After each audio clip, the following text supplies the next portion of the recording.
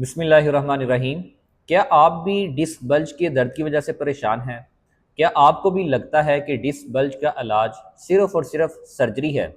अगर आप इस सवाल का जवाब जानना चाहते हैं तो ये वीडियो आखिर तक लाजमी देखें। मैं डॉक्टर हाफिज़ हसन महमूद आप तमाम लोगों को आज की वीडियो में खुशामदीद कहता हूँ। आज की वीडियो में हम डिस्कस करेंगे कि डिस्क बल्ज का इलाज सर्जरी के बगैर कैसे मुमकिन है। सबसे पहले हम जानते हैं कि डिस्क बल्ज क्या है।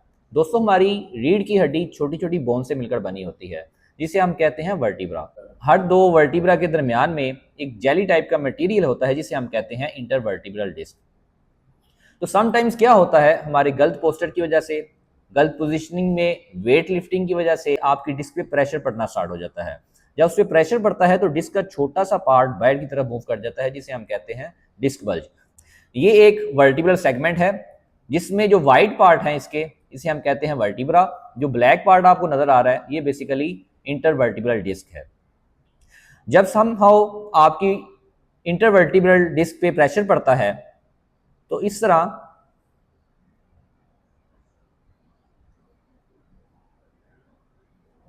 वर्टिब्रल डिस्क का छोटा सा पार्ट बाहर की तरफ मूव कर जाता है जो कि बाहर इर्द गिर्द जो नर्व्स गुजर रही हैं उसको प्रेस कर देता है। ये जो छोटा सा पार्ट बाहर की तरफ मूव किया है इसे हम कहते हैं डिस्क बल्ज। अब आते हैं हम अपने मेन क्वेश्चन की तरफ कि क्या डिस्क बल्ज का इलाज सर्जरी के बगैर मुमकिन है। तो इसका बहुत सिंपल जवाब है हाँ जी, बिल्कुल इसका इलाज सर्जरी के बगैर मुमकिन है। Most of the time 90 to 95% cases में आप डिस्क बल्ज का इलाज सर्जरी के बगैर कर सकते हैं। उसका इलाज कैसे कर सकते हैं? अगर आपको डिस्क बल्ज का मसला हो तो सबसे पहले आपने घबराना नहीं है। आपने अपने किसी मेडिकल प्रोफेशनल के पास या फौरी तौर पे फिजियोथेरापिस्ट से रब्ता करता है और उसकी हिदायत पे स्ट्रिक्टली अमल करना है। आपका फिजियोथेरापिस्ट आपको सबसे पहले आपकी पोजीशनिंग ठीक करेगा, आपको वो पोजीशंस बताएगा जिसमें आपकी इंटरवर्टिब्रल डिस्क पे कम से कम प्रेशर पड़े। आपको बताएगा कि आपने सोना कैसे है, आपको बताएगा कि आपने बैठना कैसे है, आपको बताएगा कि आपने चलना कैसे है। इसके साथ साथ कुछ मेडिकेशंस बताएगा आपको जिसमें एंसर्ट्स और ओपियाइड्स शामिल हैं जिससे आपकी पेन बेहतर होना स्टार्ट हो जाएगी। इसके साथ साथ जिस एरिया पे आपको पेन है उस एरिया पे हीटिंग या आइसिंग अप्लाई करने से भी आपकी पेन बेहतर होना स्टार्ट हो जाएगी। और चौथा इलाज इसका है वो है फिजियोथेरेपी, जो कि बहुत इंपॉर्टेंट रोल प्ले करता है।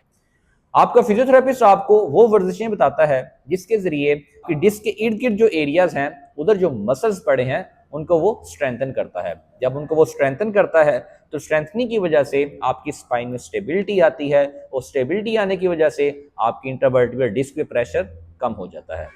अब इसके बाद मेन क्वेश्चन पैदा होता है कि वर्जिशें या फिजियोथेरेपी कैसे डिस्क बल्ज को अंदर की तरफ लेके जाती हैं या डिस्क बल्ज को कैसे ठीक करती हैं।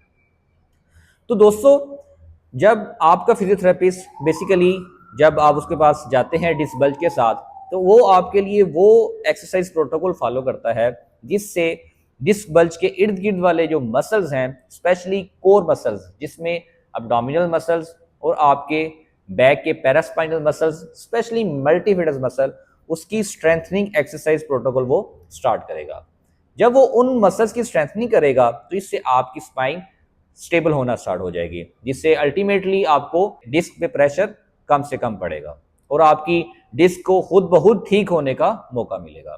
और इसके साथ साथ जब आप वर्जिशें करते हैं तो वर्जिशें करने की वजह से आपका वो एरिया जहां आपको पेन है या डिस्क बल्ज है तो उस एरिया में ब्लड सप्लाई या ब्लड सर्कुलेशन इंक्रीज हो जाती है। डिस्क बल्ज में ब्लड वेसल्स बहुत कम होती हैं तो इस वजह से उसके जितने न्यूट्रिएंट्स हैं, ये जो ऑक्सीजन सप्लाई है वो उसके इर्द गिर्द मसल्स की तरफ से जाती है। जब उसके इर्द गिर्द के मसल्स में ब्लड सप्लाई बेहतर होती है उसकी वजह से जो डिस्क बल्ज के न्यूट्रिएंट्स हैं और डिस्क बल्ज के जो ऑक्सीजन है वो प्रॉपर्ली मिलती है और डिस्क बल्ज को खुद ब खुद ठीक होने का मौका मिल जाता है। और इसी तरह जब आप वर्जिशें करते हैं तो वर्जिशें करने से आपकी फ्लेक्सिबिलिटी और रेंज ऑफ मोशन यानी आपकी जो हरकत करने की एक रेंज है वो बढ़ती है।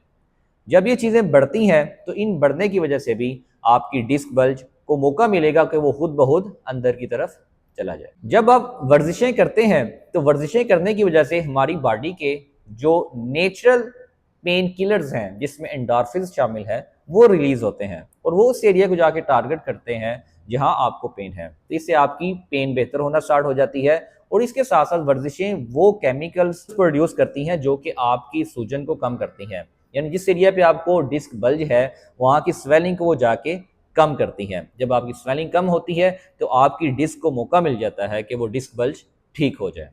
तो दोस्तों इस तरह वर्जिशें डायरेक्टली डिस्क को अंदर की तरफ पुश नहीं करती, बल्कि आपका फिजियोथेरेपिस्ट वो प्रोटोकॉल फॉलो करता है जिससे आपके इर्द गिर्द के एरियाज में स्ट्रेंथनिंग को लेके आता है, वहाँ की ब्लड सर्कुलेशन को इंक्रीज करता है, जिसकी वजह से आपकी डिस्क को खुद ब खुद मौका मिलता है कि वो अपनी जगह पे वापस चली जाए। तो दोस्तों जब भी आपको डिस्क बल्ज का सामना हो तो सबसे पहले आपने घबराना नहीं है, आपने सर्जरी के बगैर जो इलाज है उनकी तरफ जाना है। अगर आपको लगे कि 6 to 12 वीक्स यानी 6 से 12 हफ्तों के दरमियान अगर आपकी पेन बेहतर नहीं हो रही और अगर आपको लगे कि आपके मसाने में कमज़ोरी आ रही है तो आपने फिर फौरी तौर पे अपने किसी न्यूरोलॉजिस्ट से रब्ता करना है और आप फिर सर्जरी की तरफ जाएं। लेकिन सबसे पहले आप हमेशा जो आपका फर्स्ट ट्रीटमेंट हो वो सर्जरी के बगैर होना चाहिए। इस वीडियो में मैंने आपको बताया है कि सर्जरी के बगैर आप किन चीज़ों से इलाज कर सकते हैं। उम्मीद करता हूं कि ये वीडियो आपके लिए इंफॉर्मेटिव रही होगी। अगर आपका इस वीडियो के रिलेटेड कोई क्वेश्चन है तो वो आप मेरे से कमेंट सेक्शन में पूछ सकते हैं। इसी के साथ मुझे इजाज़त दीजिए। अल्लाह हाफिज़।